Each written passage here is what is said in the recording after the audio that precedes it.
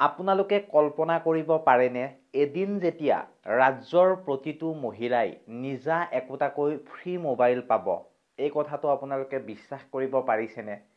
সঁচাকৈ সেই মোবাইলটো এতিয়া দিব চৰকাৰে কোনো ধৰণৰ মূল্য নিদিয়াকৈ। এই কথা মই আপোনালোকক কোৱা নাই, আমাৰ মুখ্যমন্ত্ৰী হিমন্ত বিশ্ব শৰ্মাই নিজে কৈছে তেওঁৰ ভাষণত। গতিকে আজিৰ এই ভিডিঅ'টোত সেই বিষয়ে স্পষ্টকৈ আপোনালোকক জনাম, আপোনালোকক মুখ্যমন্ত্ৰীয়ে সঁচাকৈয়ে মোবাইল দিব নেকি। হয়, এই ঘোষণা সদায়ৰ বাবে অসমবাসীৰ বাবে এখন নতুন সপোনৰ দুৱাৰ খুলিব পাৰে।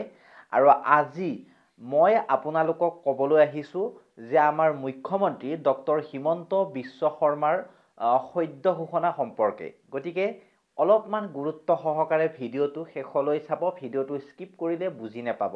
আৰু যদি এতিয়ালৈকে আমাৰ এই চেনেলটো আপোনালোকে ছাবস্ক্ৰাইব কৰা নাই, ছাবস্ক্ৰাইব কৰিব যদি ভিডিঅ'টো চাই ভাল লাগে, আৰু ভিডিঅ'টোত এটাকৈ লাইক কৰি দিব যদি এতিয়ালৈ আপোনালোকে ভিডিঅ'টোত লাইক কৰা নাই। এতিয়া চাব, পঞ্চায়ত নিৰ্বাচনৰ আপোনালোকৰ প্ৰচাৰ চলি আছে, আৰু সেই প্ৰচাৰ আমাৰ মুখ্যমন্ত্ৰী ডক্টৰ হিমন্ত বিশ্ব শৰ্মায়ো কৰি আছে। আৰু মুখ্যমন্ত্ৰীয়ে এতিয়া ঘোষণা কৰিলে, ভগৱানে যদি মোক শক্তি দিয়ে মই আপোনালোকক চৰকাৰৰ ফালৰ পৰাই মোবাইল দি দিম, একোটাকৈ প্ৰত্যেকজন মহিলাক দিম বুলি কৈছে আমাৰ মুখ্যমন্ত্ৰী হিমন্ত বিশ্ব শৰ্মাই। গতিকে ভগৱানে ভালে ৰাখক আমাৰ মুখ্যমন্ত্ৰী মহোদয়ক। আপোনালোকে কি কয় কমেণ্ট ছেকশ্যনত মন্তব্যবিলাক দাঙি ধৰিব।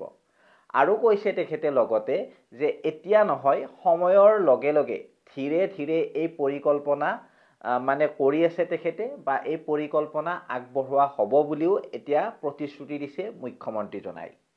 বৰ্তমান মহিলা উদ্যমিতা আঁচনিৰ অধীনত যিসকল মহিলাই 10,000 টকা পাইছে, সেই টকা ব্যৱহাৰ কৰি মোবাইল নিকিনিবলৈ আহ্বান জনাইছে আমাৰ মুখ্যমন্ত্ৰী হিমন্ত বিশ্ব শৰ্মাই। গতিকে আপোনালোকে নিশ্চয় বুজি পাইছে মুখ্যমন্ত্ৰীজনাই আপোনালোকক কি উদ্দেশ্যে কথাখিনি কৈছে। আপোনালোকে ব্যৱসায় কৰক, আপোনালোকে সেই পইচাৰে আৰু 10 গুণ পইচা ইনকাম কৰক। আৰু মুখ্যমন্ত্ৰীয়ে কংগ্ৰেছৰ দিনৰ লগত বৰ্তমান চৰকাৰৰ তুলনা কৰি কৈছে কিছুমান কথা, আৰু মই আপোনালোকক এটা কথা ক'বলৈ যাম এইখিনিতে। তেখেতে কোৱা একদম মানে মেইন কথাখিনি, আগতে লুঙি সূতা আঁঠুৱাৰ বাবে লাইনত থিয় হৈ থাকিব লাগিছিল, এই বুলিও কৈছে আমাৰ মুখ্যমন্ত্ৰীজনাই। আৰু আজি বিজেপিৰ দিনত বেংকৰ একাউণ্টত পুতুংকৈ টকা সোমাই যায়, কোনো জামেলাই নাই, আপোনালোকে লাইনো পাতিব নালাগে। আগতে যেনেকৈ সূতা কম্বল আনিব লাইন পাতি থাকিব লাগিছিল কংগ্ৰেছৰ দিনত, ঠিক তেনেকুৱাকৈ থাকিব নালাগে। আজিকালি পইচা নিজৰ মোবাইলত কুটুংকৈ সোমাই যায় বুলি কৈছে। আৰু লগতে চাহ বাগিচাৰ ভগ্নী পৰিস্থিতিৰ বিষয়ে মুখ্যমন্ত্ৰীয়ে বিশেষভাৱে মন্তব্য কৰি জানিবলৈ দিছে যে এতিয়া বাগিচাৰ ৰাইজে নিজৰ ঘৰৰ মাটিৰ অধিকাৰ পাব, বা পাবলৈ এতিয়া যাতে সক্ষম হয় তাৰ বাবে চৰকাৰে আগবাঢ়ি আহিছে। আৰু এই কাম চলি আছে বুলিও তেখেতে কৈছে।